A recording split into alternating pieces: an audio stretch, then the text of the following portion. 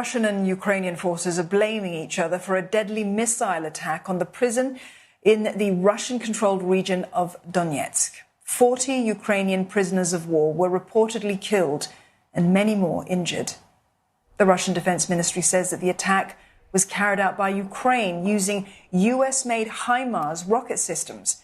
Kyiv denies directing an attack on its own civilians. It says that this was an attempt to cover up atrocities the Russian forces have committed against the Ukrainian prisoners. Sam Mednick joins us live now from Lviv for more on this. Sam, Ukraine and Russia, they're trading blame for the shelling of this jail. Is there any clarity on the situation? Right now, the details of this attack are still unclear. The prison that was hit in the Donetsk region in the separatist area, Russian officials say that 53 people were killed, prisoners of war, and that 75 people were injured. They say that this is Ukraine's fault, that they fired these HIMARS rockets onto the prison. Russian state media shows what it said was images of this prison, a destroyed roof, charred debris on the ground. However, Ukraine is pushing back and saying that Russia is trying to accuse them of committing war crimes and that they're trying to cover up abuses and killings and torture of these prisoners.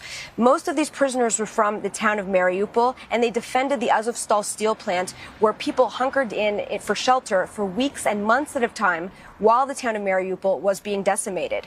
More than 2,400 of these fighters surrendered in May. Many of them have been exchanged in prisoner swaps over recent months. However, the families of many say they have no idea where their loved ones are. I spoke to one analyst today who said that we're likely to see more of these accusations between Russia and Ukraine go back and forth as the war goes on and as Ukraine tries to take back territories that Russia is occupying.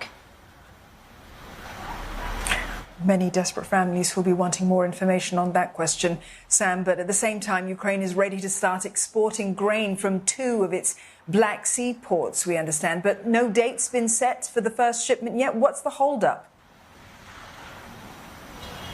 President Zelensky was seen today at the port of Odessa. This is one of 3 ports that these grains are going to be leaving from.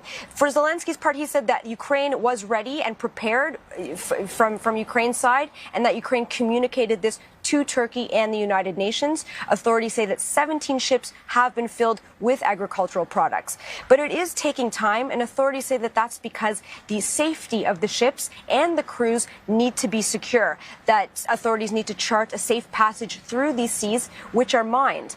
Companies also need to insure these boats, and many of them are concerned because of the ongoing violence in the country.